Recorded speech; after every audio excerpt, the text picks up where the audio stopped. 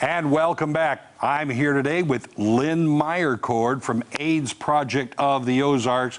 Everyone knows him as APO. Okay, Lynn, talk to us about what's happening over at APO right now. Well, we are an essential business, so we are open. We have scaled back quite a bit. We're still providing HIV testing, and we're still providing STD testing if folks are symptomatic. And we are providing medical care. So we're doing that through walk-in, also telehealth, right, or telemedicine, and we are screening all folks who come in the building. What kind of hours and days are you operating at APO? We're still operating our main office during the week in terms of appointments and folks coming in from 9 to 5. We have closed APO downtown on the square for right now.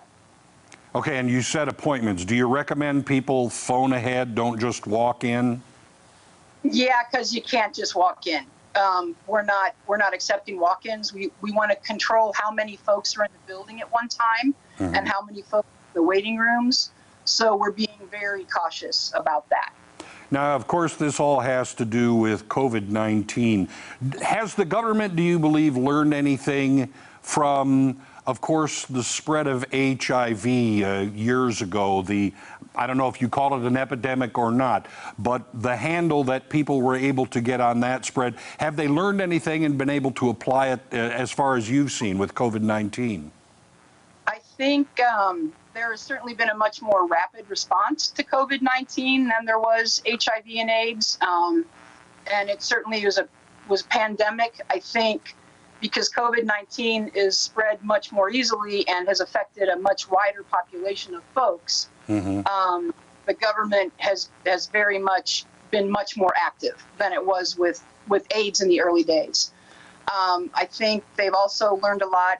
You know, with HIV, we quickly went to the antibody test to see if folks had been exposed. And I think that's the route that the health systems are going to now, which will give us a much better handle on how many folks have been exposed, how many folks will develop disease based on that exposure, and that kind of thing. So I think in that regard, yes, it's kind of set the stage. Well, we have about 30 seconds left, so tell us, how important is it to follow the guidelines? Don't think you can make up your own rules, in other words.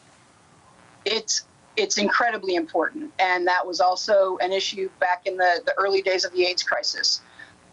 Listen to the doctors and the scientists. They're the ones that have the information, and it's really important that we follow those directives right now.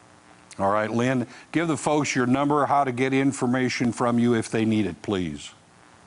417-881-1900. We also have a website and a Facebook page, AIDS Project of the Ozarks. And we probably have Instagram and the other things, but I am old and don't have that information. Okay, my friends, stay well. Thank you for being with us today.